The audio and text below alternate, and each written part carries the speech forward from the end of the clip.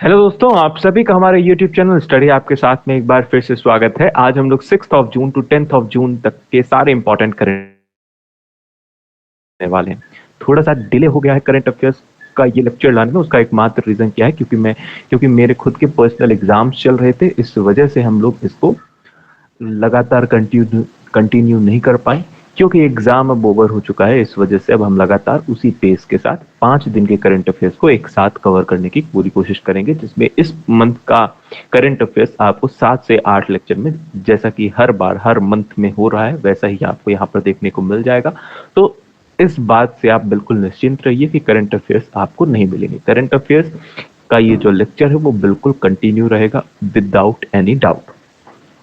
चलिए बात करते हैं। इस पूरी करंट अफेयर सीरीज में हम लोग मध्य प्रदेश, इंडिया और वर्ल्ड की सारी इंपॉर्टेंट न्यूज को कवर कर रहे हैं। इसके अलावा ये पूरी करंट अफेयर सीरीज आपको various competitive exams like state PSC, MPSI, forest guard, SSC और रेलवे पुलिस एग्जाम या अदर बैंकिंग एग्जाम, या फिर जितने भी कॉम्पिटिटिव एग्जाम होते हैं जिनमें करंट अफेयर्स एक महत्वपूर्ण टॉपिक है, या फिर ऐसे एग्जाम जिनमें करंट अफेयर्स आता है, ऐसे सभी एग्जाम्स में ये करंट अफेयर सीरीज आपके लिए बहुत ही ज्यादा हेल्पफुल होने वाली है। और अगर आपको इस पूरी वीडियो का पीडीएफ चाहिए तो आप स्टडी आपके साथ नाम के टेलीग्राम ग्रुप से ज्वाइन होकर वहां से आप इस पीडीएफ को या इस वीडियो की पीडीएफ को आसानी से एक्सेस कर सकते हैं, डाउनलोड कर सकते हैं, जिसके लिंक आपको इस वीडियो के डिस्क्रिप्शन में भी मिल जाएगी।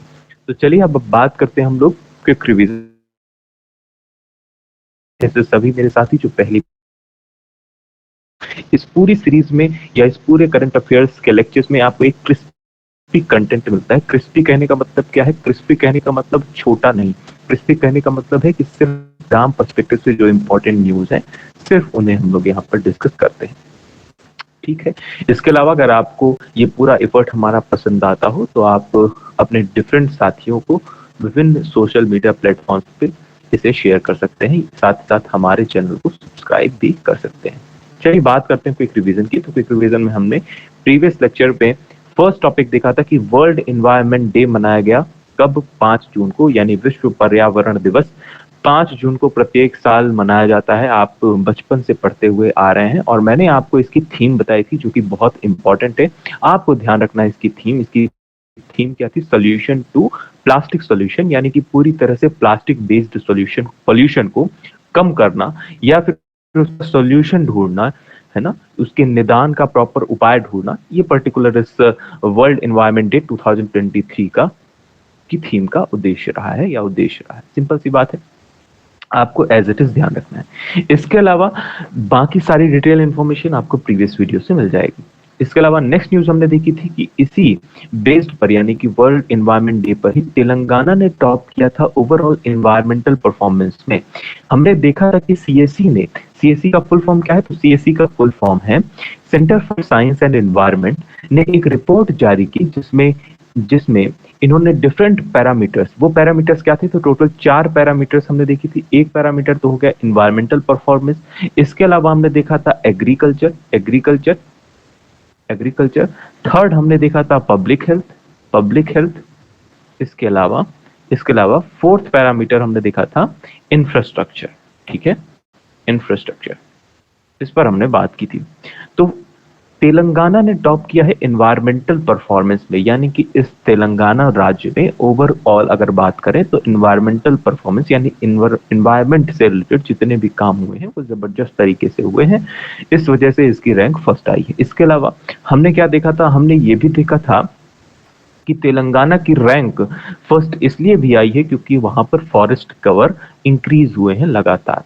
सेकंड हमने बात की थी एग्रीकल्चर से रिलेटेड में कौन सा राज्य फर्स्ट आया है? तो एग्रीकल्चर में मध्य प्रदेश की रैंक फर्स्ट आई है। अगर पब्लिक हेल्थ की बात करें तो पब्लिक हेल्थ में दिल्ली की रैंक फर्स्ट आई है। और इंफ्रास्ट्रक्चर की अगर हम लोग बात करते हैं तो गुजरात की रैंक फर्स्ट आई है। अपने आप में बहुत इंपॉर्टेंट है, आपको ध्यान रखना है। तो एग्रीकल्चर में मध्य प्रदेश की रैंक है, एमपी वाले याद रखेंगे। इसके अलावा पब्लिक हेल्थ में दिल्ली की रैंक है, इंफ्रास्ट्रक्चर में गुजरात की रैंक है। तो एज इट इज इंपॉर्टेंट चीजें यहाँ पर हमने कवर कर ली। इसके अलावा नेक्स्ट हमने देखा था कि नीति आयोग ने एक एनुअल हेल्थ इंडेक्स 2020-21 का जारी किया है। बाकी सारी चीजें आपको पीएस वीडियो में मिल जाएंगी। नीति आयोग ने एनुअल हेल्थ इंडेक्स जारी किया है 2020-21 का, जिसमें हमने देखा था कि ओवरऑल परफॉर्मेंस की अगर हम लोग बात करें तो 3 राज्यों के नाम मैंने आपको बताया था, टॉप 3 स्टेट। पहला स्टेट फर्स्ट रैंक की है इस इंडेक्स में केरला की, और उसके बाद तमिलनाडु और उसके बाद आपका है तेलंगाना। तो इन तीनों राज्यों का नाम आपको ध्यान रखना था। सेकंड रैंक रही है तमिलनाडु की और थर्ड रही है तेलंगाना की। तो नीति आयोग ने एक एनुअल हेल्थ इंडेक्स 2020-21 जारी किया, जिसमें हमने बात की थी कि इन प्रमुख राज्यों ने टॉप 3 रैंक हासिल की है। इसके अलावा अन्य राज्यों ने किस तरह से डिफरेंट सेक्टर्स में या डिफरेंट क्राइटेरिया में अपनी रैंक हासिल की है, उसके बारे में आपको इन्फॉर्मेशन प्रीवियस वीडियो से मिल जाएगी। चलिए बात करते हैं। इंडिया ने रिसेंटली डिफीट किया है पाकिस्तान को और जीत लिया है junior mains Asia cup hockey 2023 का खिताब। अपने आप में इंपॉर्टेंट है, एज इट इज आप ध्यान रखेंगे, जिसमें मैंने आपको बताया था कि प्लेयर ऑफ द मैच रहे थे उत्तम सिंह। इसके अलावा 4th नंबर की न्यूज या 5th नंबर की न्यूज हमने देखी थी, इंडिया का पहला first facility to produce rare earth permanent magnet कहां स्थापित किया गया है। मतलब ऐसा केंद्र, इंडिया का पहला ऐसा केंद्र जहां पर रेयर अर्थ परमानेंट मैग्नेट्स बनाए जाएंगे या उसका उत्पादन किया जाएगा, कहां पर, तो उस राज्य का नाम भी आपको पता होना चाहिए और साथ ही साथ किस जगह पर, तो वो भी आपको पता होना चाहिए। तो विशाखापट्टनम मैंने आपको बताया था, विशाखापट्टनम जो कहाँ है, जो आंध्र प्रदेश में है, आपको एज इट इज ध्यान रखना है। इसके अलावा नेक्स्ट न्यूज हमने क्या देखी थी, लातविया पार्लियामेंट ने प्रेसिडेंट इलेक्ट किया है किसे, एडगार रिंकेविस नए प्रेसिडेंट बन गए हैं लातविया कंट्री के। रातविया की मैंने आपको बताई थी, रातविया की अगर हम लोग बात करें थोड़ा सा, तो रातविया की जो कैपिटल है उसका नाम क्या है, रीगा। इसके अलावा गगन सैटेलाइट टेक्नोलॉजी पर बेस्ड जितनी भी इंपॉर्टेंट इंफॉर्मेशन है, मैंने आपको बताया था कि इंडिया में टोटल 2 नेविगेशन सैटेलाइट हैं। एक है आपका IRNSS जिसका नाम है नाविक, और दूसरा है गगन। गगन स्पेसिफिकली किस लिए यूज किया जाता है, तो गगन स्पेसिफिकली अगर बात किया जाए तो एयर एविएशन में इसका यूज किया जाता है, इस टेक्नोलॉजी का। इसमें पर्टिकुलरली फर्दर इंप्रूवमेंट किए गए हैं, इस वजह से बहुत इंपॉर्टेंट है। और ये गगन जो सैटेलाइट टेक्नोलॉजी है, इसे किसने बनाया है, ये भी मैंने आपको बताया था कि ये ज्वाइंट पार्टिसिपेशन है किसका, इसरो और AAI यानी कि एयरपोर्ट अथॉरिटी ऑफ इंडिया का ज्वाइंट मिशन है। तो आपको ध्यान रखना है, गगन सैटेलाइट टेक्नोलॉजी किसने बिल्ड की है, इसरो और AAI ने। अपने आप में बहुत इंपॉर्टेंट है, एयरपोर्ट अथॉरिटी ऑफ इंडिया, किसी भी एग्जाम में पूछी जा सकती है। चलिए बात करते हैं अपनी नेक्स्ट न्यूज की, यानी कि नेक्स्ट 5 दिन के करंट अफेयर्स के बारे में अब हम लोग डिस्कस करने वाले हैं। फर्स्ट न्यूज है हमारी, जनार्दन प्रसाद को अपॉइंट किया गया as a director general of geological survey of India. Geological survey of India के नए डायरेक्टर जनरल कौन बन गए हैं, तो जनार्दन प्रसाद साहब, जिनकी इमेज आपको स्क्रीन पर दिख रही है, ये बन चुके हैं जियोलॉजिकल सर्वे ऑफ इंडिया के नए डायरेक्टर जनरल। अगर बात करें जियोलॉजिकल सर्वे ऑफ इंडिया को पहले, इसके पहले डायरेक्टर जनरल कौन थे, तो इसके पहले डॉक्टर S राजू साहब प्रसाद जी से पहले डायरेक्टर जनरल थे। अब कौन बन गए हैं, तो अब बन गए हैं जनार्दन प्रसाद साहब। इसके अलावा इसकी बात करें अगर, तो जियोलॉजिकल सर्वे ऑफ इंडिया का फाउंडेशन कब किया गया, तो 4 मार्च 1851 में। इसके फाउंडर है थॉमस ओल्डहम, और इसका हेडक्वार्टर कहां पे है, तो इसका हेडक्वार्टर आपको ध्यान रखना है, कोलकाता वेस्ट बंगाल में इसका हेडक्वार्टर है। डायरेक्टर जनरल करंट कौन है, जनार्दन प्रसाद, और पेरेंट गवर्नमेंट एजेंसी कौन सी है, मिनिस्ट्री ऑफ माइंस। तो अपने आप में बहुत इंपॉर्टेंट है geological survey of India. Geological survey of India से रिलेटेड आपको एक कुछ न्यूज आपको रिसेंटली प्रीवियस हमने देखने को मिली थी, जिसमें हमने कहा था लिथियम के रिजर्व देखने को मिले गए हैं ना, पाए गए हैं। लिथियम रिजर्व्स कहाँ पाए गए हैं, कई सारी जगह, 2 प्लेसेस, 2 राज्यों का नाम मैंने आपको बताया था। उन राज्यों के नाम अगर आपको पता हो तो आप कमेंट सेक्शन में बता सकते हैं, ठीक है। और अगर नहीं पता है तो इस प्रीवियस मंथ का करंट अफेयर्स पूरा उठाकर देख लीजिए, आपको पता चल जाएगा कि किस पर्टिकुलर राज्य में। क्यों मैं नहीं बता रहा हूँ, उसका रीजन ये है, उसका रीजन एकमात्र रीजन ये है कि आप चीजों को आसानी से कवर कर पाए। और अगर आपको पता है तो आप उन चीजों को रिवाइज करें। और रिवाइज कैसे होगा, रिवाइज तब होगा जब आप चीजों को कमेंट सेक्शन में लिखेंगे। चलिए बात करते हैं नेक्स्ट न्यूज की। नेक्स्ट न्यूज अपने आप में बहुत इंपॉर्टेंट है। ये इतनी इंपॉर्टेंट इसलिए है क्योंकि वेटलैंड, और अगर बात करें रामसर कन्वेंशन से, तो उसके कंजर्वेशन की बात हमेशा होती है, या फिर आप कहें मैंग्रोव फॉरेस्ट के कंजर्वेशन की बात लगातार होती रहती है। इसी से रिलेटेड कुछ 2 स्कीम्स लॉन्च की है प्रधानमंत्री नरेंद्र मोदी जी ने वर्ल्ड एनवायरनमेंट डे के दिन। 2 स्कीम्स की लॉन्चिंग की गई किसके द्वारा? प्रधानमंत्री नरेंद्र मोदी जी के द्वारा, जिसमें से पहली स्कीम है अमृत धरोहर और दूसरी है मिष्टी। दो पर्टिकुलर स्कीम है, ध्यान रखना है एज इट इज, अमृत धरोहर और मिष्टी। ये दो पर्टिकुलर स्कीम्स लॉन्च की है प्रधानमंत्री नरेंद्र मोदी जी ने वर्ल्ड इन्वायरमेंट डे के दिन। ठीक है, इस पर्टिकुलर स्कीम्स के बारे में आइए थोड़ा सा जानते हैं। इस पर्टिकुलर स्कीम्स के तहत प्रधानमंत्री नरेंद्र मोदी जी ने कहा है कि आर्द्र भूमि यानी वेटलैंड और मैंग्रोव फॉरेस्ट को पुनर्जीवित करने के लिए इन पर्टिकुलर दो स्कीम्स की शुरुआत की गई है। अमृत धरोहर की अगर हम लोग थोड़ा सा बात करें तो अमृत धरोहर में जन भागीदारी के माध्यम से विद्यमान रामसर स्थलों का संरक्षण सुनिश्चित करना है, यानी कि रामसर साइट्स जितनी भी हैं हमारे देश में मौजूद हैं, उन सभी साइट्स को प्रोटेक्शन प्रदान करने का कार्य किया जाएगा इस स्कीम के तहत, जिसका नाम क्या है? अमृत धरोहर।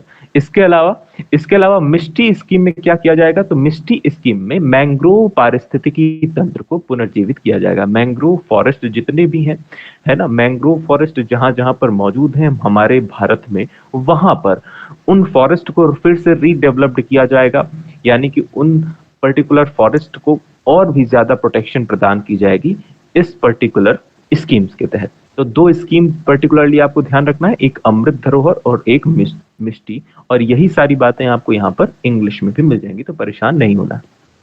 तो अपने आप में बहुत इंपॉर्टेंट है मिष्टी और अमृत धरोहर। मुझे उम्मीद है कि ये आज से आने वाले अगले साल तक के जितने भी एग्जाम होंगे मध्य प्रदेश में या डिफरेंट एसएससी की आप बात करें, किसी ना किसी एग्जाम में आपको लगातार ये देखने को मिल सकता है या ये प्रश्न देखने को मिल जाएगा। प्रश्न कैसे आएगा? प्रश्न आएगा कि ये पर्टिकुलर अमृत धरोहर स्कीम पर्टिकुलरली किन सेक्टर से रिलेटेड है, किन चीजों के प्रोटेक्शन की बात करता है। तो आपको बताना है अमृत धरोहर रामसर साइट्स को संरक्षण या प्रोटेक्शन प्रदान करने की बात करता है या उनके कंजर्वेशन की बात करता है।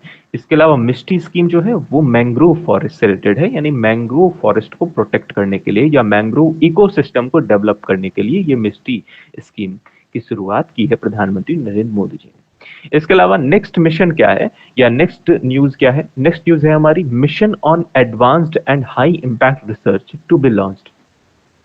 अपने आप में बहुत इंपॉर्टेंट है वो, इसलिए इंपॉर्टेंट क्यों है? ये अपने आप में, ये पर्टिकुलर बात करें तो ये जो पर्टिकुलर मिशन है माहिर, जिसका नाम है माहिर, इसका फुल फॉर्म ही अपने आप में बहुत इंपॉर्टेंट है और एज इट इज पूछा जा सकता है। इसका फुल फॉर्म आप ध्यान रखेंगे, mission on advanced and high impact research. इस पर्टिकुलर स्कीम के तहत या इस पर्टिकुलर मिशन के तहत क्या किया जाएगा? ये पर्टिकुलर मिशन में के तहत मिनिस्ट्री ऑफ पावर ने यानी विद्युत मंत्रालय ने यह घोषणा की है या उनका यह उद्देश्य रहेगा कि जितनी भी नई टेक्नोलॉजी आती हैं, जितनी भी नई टेक्नोलॉजी इमर्ज हो रही हैं हमारे भारत में, पावर सेक्टर में यानी कि विद्युत क्षेत्र में जितनी भी नई टेक्नोलॉजी आ रही है उनको आइडेंटिफाई करना और उनको हमारे इंडिया में ही डेवलप करना और फिर उसका एक्सपेंशन करना इंडिया में और साथ ही साथ आउटसाइड कंट्रीज में। तो सिंपल सी स्कीम है माहिर मिशन के तहत जितनी भी नई टेक्नोलॉजी आ रही हैं हमारे पावर सेक्टर में उनको आइडेंटिफाई करना और साथ ही साथ उनको प्रमोट करना या इमर्ज करना, और इसके बाद उनका डिप्लॉयमेंट की जब बात होती है तो इसका मतलब क्या है? डिप्लॉयमेंट का मतलब है कि इन्हें बढ़ावा देना, इन टेक्नोलॉजीज का बढ़ावा देना या इन सेक्टर्स को बढ़ावा देने के लिए हमारे भारत में ही इन्हें तैयार करना और फिर इसका एक्सपेंशन करना आउटसाइड द वर्ल्ड या आउटसाइड इंडिया। ठीक है, तो आपको ये ध्यान रखना है। तो माहिर स्कीम का फुल फॉर्म ध्यान रखेंगे। इसके अलावा ये किस क्षेत्र से रिलेटेड है? तो पावर सेक्टर से रिलेटेड है, आपको ये ध्यान रखना है। ठीक है, तो बाकी सारी चीजें आपको पता चल गई हैं। ये पर्टिकुलर स्कीम का, ये पर्टिकुलर मिशन का जो टेन्योर है वो आप ध्यान रखेंगे। टेन्योर इसका 5 साल का है, जिसमें 2023-24 से 2027-28 के तहत इसका लक्ष्य रखा गया है। किसने रखा है? तो ministry of power and ministry of new and renewable energy ने ये रखा है। नाउ नेक्स्ट न्यूज की बात करते हैं। नेक्स्ट न्यूज है हमारी 5 new countries elected as a non permanent members of UN security council. UN security council की जब हम लोग बात करते हैं तो इसके टोटल, अगर हम यहाँ पर न्यूज है, 5 नॉन परमानेंट मेंबर्स इलेक्ट की गई हैं कंट्रीज। उनके नाम तो हम लोग देखेंगे ही, लेकिन पहले परमानेंट मेंबर्स की बात कर लें तो 5 हमारे पास टोटल परमानेंट मेंबर हैं जिन्हें 5 पीस भी कहा जाता है। उन पर्टिकुलर कंट्रीज का नाम क्या है? तो पहली कंट्रीज आपकी यूएस हो गई, सेकंड आपको ध्यान रखना है चाइना, उसके बाद यूनाइटेड किंगडम यूके, रशिया, रसिया और फ्रांस, ये पर्टिकुलरली 5 कंट्रीज हैं एज इट इज, आप ध्यान रखेंगे, जो कि परमानेंट मेंबर हैं यूनाइटेड नेशन सिक्योरिटी काउंसिल के। तो यहां पर इमेज में भी शायद आपको दिख रहा होगा कि यूएस, चाइना, यूके, रशिया और फ्रांस, ये 5 कंट्रीज हैं। ये जो 5 कंट्रीज है ये एज अ परमानेंट बॉडी है किसकी? यूनाइटेड नेशन सिक्योरिटी काउंसिल की। इसके अलावा इस न्यूज में क्या किया गया है? इस न्यूज में कहा गया है कि 5 नई कंट्रीज को बनाया गया है non permanent member. Non permanent member यानी कि ये परमानेंट मेंबर्स नहीं होते हैं, सिंपल सी बात है। और नॉन परमानेंट मेंबर का जो होते हैं, जितनी जो भी कंट्रीज नॉन परमानेंट मेंबर होती हैं, वो 2 साल के लिए नियुक्त की जाती हैं। यानी जो भी नॉन परमानेंट कंट्रीज होंगी वो 2 साल के लिए इसकी मेंबर बनाई जाएंगी यूएनएससी की। चलिए बात करते हैं उन कंट्रीज के बारे में। उन कंट्रीज का नाम क्या है? तो Algeria, गुएना, Republic of Korea, Syria Leone और स्लोवेनिया। तो 5 कंट्रीज हैं, Algeria, गुएना, Republic of Korea, Sierra Leone और स्लोवेनिया। इनको इलेक्ट किया गया है non permanent members of UN security council on 6 June for 2 years term. जैसा कि मैंने आपको बताया 2 साल के लिए इनका टेन्योर होता है। ये कब से चार्ज करेंगे? तो ये 1 जनवरी 2024 से 31 दिसंबर 2025 तक ये अपनी सेवाएं यहां पर प्रदान करेंगे, या ऐसा आप कह सकते हैं कि नॉन परमानेंट बॉडी वर्क करेंगे। ठीक है, इन्होंने किन कंट्रीज को रिप्लेस किया है तो अल्बेनिया, ब्राजील, गबन और घना और यूनाइटेड अरब एमिरेट्स, जो कि अभी प्रेजेंट में मौजूद हैं as a non permanent member. लेकिन इनका टेन्योर समाप्त कब हो जाएगा? 31 दिसंबर 2023 को इनका टेन्योर समाप्त हो जाएगा और इसके बाद ये टोटल 5 कंट्रीज इसकी नॉन परमानेंट मेंबर बन जाएंगी। तो आपको एज इट इज यही वाली बात यहाँ पर हिंदी में भी मिल जाएगी। अगर हम थोड़ा सा जान लेते हैं यूनाइटेड नेशन सिक्योरिटी काउंसिल के बारे में, जैसा कि मैं आपको बताता हूँ, यूनाइटेड नेशन सिक्योरिटी काउंसिल एक इंपॉर्टेंट ऑर्गेनाइजेशन है और इसका हेडक्वार्टर इंपॉर्टेंट है। आप हेडक्वार्टर तो बिल्कुल मत भूलिए, न्यूयॉर्क में इसका हेडक्वार्टर है। तो आपको एज इट इज ध्यान रखना है, क्योंकि आपको ये वाली बात तो अभी तक पता चल गई होगी, जो भी एमपीपीएससी के एस्पिरेंट हैं 2019 से उनको ये वाली बात देखने को मिल रही है कि अभी 2022 का पेपर हुआ, जिसमें लगातार 4 सालों में एक हेडक्वार्टर से रिलेटेड प्रश्न जरूर आता है। और ना सिर्फ इस एमपीपीएससी एग्जाम में, बल्कि यूपीएससी में या फिर अलग अलग डिफरेंट स्टेट पीसीएस एग्जाम में हेडक्वार्टर से रिलेटेड प्रश्न आ रहे हैं, इसलिए आपको तैयार रखना है इन सारी चीजों को। चलिए बात करते हैं इसका एस्टैब्लिशमेंट कब किया गया। तो इसका एस्टैब्लिशमेंट किया गया 1945 को किसके द्वारा? यूनाइटेड नेशन चार्टर के द्वारा। यूनाइटेड नेशन चार्टर के टोटल 6 मेन ऑर्गन है, यानी यूनाइटेड नेशंस के टोटल 6 मेन पार्ट्स हैं, जिसमें इंक्लूड किया गया, जिसमें एक तो आपका यूएनएससी है, इसके अलावा United nation general assembly, trusteeship council, the economic and social council और इंटरनेशनल कोर्ट ऑफ जस्टिस और एंड सेक्रेटरीट। ये पर्टिकुलर 5 ऑर्गन है यूनाइटेड नेशंस के। लेकिन आपको सिर्फ क्या याद रखना है? सिर्फ आपको अभी याद रखना है यूनाइटेड नेशन सिक्योरिटी काउंसिल। तो जब भी हेडक्वार्टर से रिलेटेड ऐसे प्रश्न आएंगे उनको भी हम लोग करेंगे टैकल, लेकिन अभी आपको ध्यान रखना है सिर्फ यूनाइटेड नेशन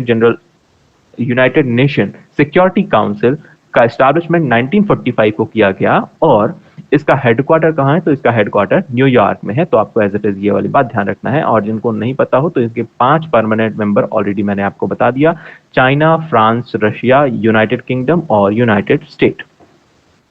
ना बात करते हैं, आरबीआई ने रेपो रेट को अनचेंज रखा है। अब जैसे ही आरबीआई की बात आती है तो मुझे याद आता है कि मैंने आरबीआई से रिलेटेड अप्रैल के मंथ में आपको डिटेल इंफॉर्मेशन कराई थी आरबीआई से रिलेटेड, यानी कि ये जो particularly reserve bank of India कब बना है, यानी कि इसका एस्टैब्लिशमेंट की अगर बात करें, इसके एस्टैब्लिशमेंट की बात करें तो 1935 में इसका एस्टैब्लिशमेंट किया गया है। और इसके अलावा किसकी रिकमेंडेशन में? तो हिल्टन यंग कमीशन की रिकमेंडेशन पर इसकी स्थापना, इस पर्टिकुलर बैंक की स्थापना की गई। अगर बात करें फर्स्ट आरबीआई गवर्नर के बारे में, तो फर्स्ट आरबीआई गवर्नर कौन थे? फर्स्ट आरबीआई गवर्नर के बारे में मैंने आपको बताया था, वो है सर ऑसबॉर्न स्मिथ। और इसके अलावा मैंने आपको बताया था कि फर्स्ट इंडियन आरबीआई गवर्नर की अगर हम लोग बात करें तो आरबीआई गवर्नर कौन रहे हैं, उनकी अगर हम लोग बात करें तो सीडी देशमुख। इनके बारे में भी मुझे याद है कि मैंने काफी डिटेल इंफॉर्मेशन आपको ऑलरेडी दे दी है प्रीवियस करंट अफेयर्स। तो आप लगातार बने रहिए, क्योंकि क्रिस्पी कंटेंट है ना, तो हमने बहुत सारी चीजें मतलब बहुत अच्छे तरीके से कवर अप की हैं। तो मुझे उम्मीद है जो लोग नोट्स बना रहे होंगे उनको ये सारी चीजें पता होंगी। इसके अलावा मैंने आपको इन पर्टिकुलर टर्म्स हैं जो ये बैंकिंग टर्म्स हैं, रेपो रेट होता है, reverse repo rate, bank rate, OMO, CRR, SLR, है ना, एमएसएफ, ये जितने भी बैंकिंग टर्म्स हैं, है ना, इन सारी चीजों के बारे में मैंने आपको एक पर्टिकुलर अप्रैल के लेक्चर में बताया था। मैं उसकी वीडियो भी आपको इसी पर्टिकुलर वीडियो के आइकॉन पर दे दूंगा, तो आपको वहां पर मिल जाएगी, या फिर आप कहेंगे तो डिस्क्रिप्शन में भी वो वीडियो, या फिर कमेंट सेक्शन में वो पिन कर दी जाएगी वीडियो, ठीक है। तो अभी हम लोग बात करते हैं, आपको अभी इस पर्टिकुलर न्यूज में सिर्फ इतना ध्यान रखना है कि आरबीआई ने रेपो रेट सिर्फ अनचेंज रखा है 6.5%। ऑलरेडी ये वाली बात हमने ऑलरेडी कवर कर लिया है अप्रैल मंथ में। सिंपल सी न्यूज है, कुछ इसमें ज्यादा नहीं रखना है। इसमें ये FY24 में ये कहा गया है कि इन्फ्लेशन रेट लगभग 5.1% रहेगा। तो जीडीपी ग्रोथ की बात करें तो 6.5% एज इट इज है, रेपो रेट से ही सिमिलर है। और अगर इन्फ्लेशन की बात करें तो 5.1%। अदर रेट्स की हम बात करें तो standing deposit facility rate 6.25%, marginal standing facility rate 6.75% और बैंक रेट 6.75%, और फॉरेक्स एक्सचेंज रिजर्व इतना रहेगा $595 बिलियन। तो इसमें इस पर्टिकुलर न्यूज में आपको सिर्फ और सिर्फ याद क्या रखना है, आपको सिर्फ ध्यान रखना है 6.5% होने वाला है रेपो रेट। अगर हम लोग बात करें तो किस वीडियो में हमने ये सारी चीजें कवर की हैं, तो आप देख सकते हैं कि 7th of April to 12th of April तक की इस वीडियो में पर्टिकुलरली हमने सारे रेपो रेट्स को कवर किया। आप देख रहे हैं बहुत ही अच्छे तरीके से इनकी डेफिनेशंस के साथ, क्रिस्पी कंटेंट के साथ हमने ये सारी चीजें कवर की है। तो आप इस वीडियो को जरूर देखें। ये वीडियो आपको अगर आप चाहेंगे तो कमेंट सेक्शन में आपको वो सारी चीजें पिन कर दी जाएगी वीडियो। साथ ही साथ आप प्लेलिस्ट से जाकर देखिए, तो आपको प्लेलिस्ट से जाकर आपको आसानी से मिल जाएगी इस वीडियो। तो इस वीडियो में आपको ये सारी चीजें आपको मिल जाएंगी। तो आपको इन टर्म्स को ध्यान रखना है, ये टर्म्स बहुत इंपॉर्टेंट है अपने आप में, ठीक है। चलिए बात करते हैं नेक्स्ट न्यूज की। नेक्स्ट न्यूज है हमारी, अग्नि प्राइम बैलिस्टिक मिसाइल का सक्सेसफुली टेस्ट किया गया है डीआरडीओ के द्वारा। तो अपने आप में ये बहुत इंपॉर्टेंट न्यूज है। अग्नि प्राइम बैलिस्टिक मिसाइल की अगर हम लोग थोड़ा सा बात करें, इसका सक्सेसफुली टेस्टिंग की गई है डीआरडीओ के द्वारा। डीआरडीओ का फुल फॉर्म क्या है, तो अपने आप में ये भी बहुत इंपॉर्टेंट है। डीआरडीओ, डीआरडीओ का फुल फॉर्म है defence research and development organisation. जब हम लोग बात करते हैं डीआरडीओ की, तो ये पर्टिकुलर जो ऑर्गेनाइजेशन है, ये पर्टिकुलर ऑर्गेनाइजेशन बहुत भी मिसाइल्स की टेस्टिंग होती है, वो किसके द्वारा ये मिसाइल्स बनाई जाती हैं, वो किसके द्वारा बनाई जाती है, डीआरडीओ के द्वारा। कहां पर इसका परीक्षण किया गया, तो उड़ीसा में किया गया। और इसके फाउंडर कौन रहे, तो इसके फाउंडर हैं डॉक्टर एपीजे अब्दुल कलाम। तो आपको ध्यान रखना है डीआरडीओ के फाउंडर कौन है, तो डीआरडीओ के फाउंडर कौन है, डॉक्टर एपीजे अब्दुल कलाम। और इसका हेडक्वार्टर कहां है, तो इसका हेडक्वार्टर कहां है, न्यू दिल्ली में इसका हेडक्वार्टर है, ठीक है। तो आप अपने आप में ये बहुत इंपॉर्टेंट है, आपको एज इट इज ये वाली बात ध्यान रखनी है। तो इसका सफल परीक्षण किया गया। इसकी रेंज आप ध्यान रखेंगे कि 1000 to 2000 किलोमीटर इस पर्टिकुलर मिसाइल की रेंज है, और 1.5 टन ये वॉरहेड्स या पेलोड कैपेसिटी रखता है, ठीक है। तो मुझे उम्मीद है कि ये सारी बातें आपको समझ में आई होंगी। सिर्फ आपको इसमें इतना ध्यान रखना है, अग्नि प्राइम बैलिस्टिक मिसाइल की रेंज कितनी है, तो रेंज आप ध्यान रखेंगे 1000 to 2000 किलोमीटर। इसका सक्सेसफुली परीक्षण कहाँ किया गया, ओडिशा के कोस्ट में, जिसका नाम क्या है, doctor APJ Abdul Kalam island, ठीक है। चलिए बात करते हैं नेक्स्ट न्यूज की। नेक्स्ट न्यूज हमारी अपने आप में बहुत इंपॉर्टेंट है। क्यों इंपॉर्टेंट है, उसका रीजन है क्योंकि इससे रिलेटेड इस तरह के प्रश्न अक्सर एग्जाम में देखने को मिलते हैं, इस वजह से इंपॉर्टेंट है। एक साइक्लोन यानी कि चक्रवात, जिसका नाम क्या है, बिपरजॉय, जो कि इंटेंसिफाई कर रहा है कि वो भारत के, ये जो हमारा प्यारा इंडिया है, भारत के वेस्टर्न कोस्ट को हिट करने वाला है, वेस्टर्न कोस्ट को या वेस्टर्न कोस्टल रीजन को ये हिट करने वाला है, ये पर्टिकुलर साइक्लोन, ऐसा ये कहा गया है। अब ये पर्टिकुलर जो साइक्लोन है, जिसका नाम क्या है, बिपरजॉय, ये जो पर्टिकुलर साइक्लोन है, ये कहां पर इसका ओरिजिन है, तो ओरिजिन आप ध्यान रखेंगे, इसका ओरिजिन है अरेबियन सी यानी कि अरब सागर। प्रश्न क्या पूछा जाता है, अक्सर प्रश्न ये पूछा जाता है कि साइक्लोन बिपरजॉय का ओरिजिन कहां है, तो आप एज इट इज बताएंगे अरब सागर या अरेबियन सी। इसके अलावा इस चक्रवात को बिपरजॉय नाम क्यों रखा गया, तो इस पर चक्रवात को बिपरजॉय नाम बांग्लादेश द्वारा दिया गया था। तो ये जो पर्टिकुलर चक्रवात है, इसका नाम किसने दिया है, तो बांग्लादेश ने नाम दिया है। तो बांग्लादेश ने इसका नामकरण किया है। और इसका अर्थ बंगाली में क्या होता है, तो बंगाली में इसका अर्थ होता है आपदा। जिसका अर्थ क्या होता है, आपदा होता है। एज इट इज यही वाली बात आपको स्लाइड में भी मिल जाएगी। तो ये कहां पर हिट करने वाला है, तो इंडिया के वेस्टर्न कोस्ट को ये हिट करने वाला है। चलिए बात करते हैं आज की शॉर्ट न्यूज के बारे में। जो फर्स्ट शॉर्ट न्यूज है उसमें हमने बात की थी यूपीएससी। प्रीवियसली मैंने आपको बताया था यूपीएससी के बारे में। यूपीएससी के एक नई मेंबर की नियुक्ति की गई है, शायद मुझे लगता है फर्स्ट लेक्चर में मैंने आपको बताया था इसी मंथ के। और अब एक और नए मेंबर की नियुक्ति की गई है जिनका नाम क्या है, विद्युत बिहारी स्वैन। तो एज इट इज आप ध्यान रखेंगे, विद्युत बिहारी स्वैन यूपीएससी के नए मेंबर बन गए हैं। इसके अलावा बाकी यूपीएससी से रिलेटेड डिटेल इन्फॉर्मेशन मैंने आपको प्रीवियस वीडियो में ऑलरेडी दी है, तो मुझे लगता है कि वो सारी चीजें कवर करने की यहाँ पर जरूरत नहीं है कि आर्टिकल 315 से 323 में पार्ट 14 पार्ट 14 में यूपीएससी यानी यूनियन पब्लिक सर्विस कमीशन के बारे में या एक संवैधानिक बॉडी है इसके बारे में वहां पर विवरण दिया गया है। तो आपको ये सारी चीजें प्रीवियस लेक्चर से कवर करनी है। इसके अलावा नेक्स्ट न्यूज है कि union minister of health and family welfare, जिनका नाम क्या है, doctor Mansukh Mandaviya. As it is important है कि आपसे प्रश्न यह भी पूछा जा सकता है कि health and family minister, union minister for health and family welfare कौन है, तो मनसुख मंडाविया साहब। और इन्होंने state of the art national training centre for food and safety authority of India FSSAI का एक national training centre Ghaziabad Uttar Pradesh में इसका इनॉग्रेशन किया गया है। तो एज इट इज इंपॉर्टेंट है, FSSAI का जो एग्जाम होता है उसके लिए ये स्पेसिफिकली बहुत इंपॉर्टेंट है। तो national training centre for FSSAI कहाँ इसका इनॉग्रेशन किया गया है, तो इसका इनॉग्रेशन डॉक्टर मनसुख मंडाविया के द्वारा गाजियाबाद उत्तर प्रदेश में किया गया है। एक डिजीज है जिसका नाम क्या है, फुट रोट डिजीज। अपने आप में इंपॉर्टेंट क्यों है, ये इंपॉर्टेंट इस वजह से है क्योंकि यह पैडी में यानी राइस में भी स्पेसिफिकली बात करें तो बासमती राइस में लगने वाली एक फंगल डिजीज है, इस पर्टिकुलर डिजीज के बारे में अगर बात करें तो ये पर्टिकुलरली एक फंगल डिजीज है, जैसा कि मैं आपको बता चुका हूं। ये पर्टिकुलर फुट रॉट डिजीज है जिसका नाम क्या है, बकेनी डिजीज भी इसे कहा जाता है। तो अपने आप में इंपॉर्टेंट है, ये किस फंगाई के द्वारा होता है, तो फ्यूजेरियम वर्टिसिलियोडियस के द्वारा यह पर्टिकुलरली डिजीज होती है। ये पर्टिकुलर डिजीज किससे रिलेटेड है, तो पैडी यानी राइस से रिलेटेड, बासमती राइस आप सभी को पता होगा, इसमें लगने वाली एक पर्टिकुलर डिजीज है जिसका नाम क्या है, फुट रॉट डिजीज। और एक और इंपॉर्टेंट न्यूज है, वो इंपॉर्टेंट न्यूज है इंडियन अमेरिकन अजय बांगा जो कि प्रेसिडेंट बन गए हैं वर्ल्ड बैंक के। ऑलरेडी हालांकि मैंने ये वाली बात कवर की है अजय बांगा साहब के बारे में पिछले मंथ के करंट अफेयर्स में, लेकिन एक बार फिर से हमको देख लेते हैं क्योंकि ये इनकी नियुक्ति 1 जून 2023 को की गई है, इस वजह से ये इंपॉर्टेंट है। अजय बांगा साहब नए प्रेसिडेंट बन गए हैं वर्ल्ड बैंक के, जो कि इंडियन अमेरिकन है। ठीक है, तो इनका नाम भी आपको ध्यान रखना है। चलिए बात करते हैं आज के प्रैक्टिस क्वेश्चन की। आज का आपका फर्स्ट प्रश्न है, India's first facility to produce rare earth permanent magnet established in which state. तो ऐसा कौन सा केंद्र है जहां पर रेयर अर्थ परमानेंट मैग्नेट बनाए जाएंगे, उसका फैसिलिटी केंद्र स्थापित किया गया है।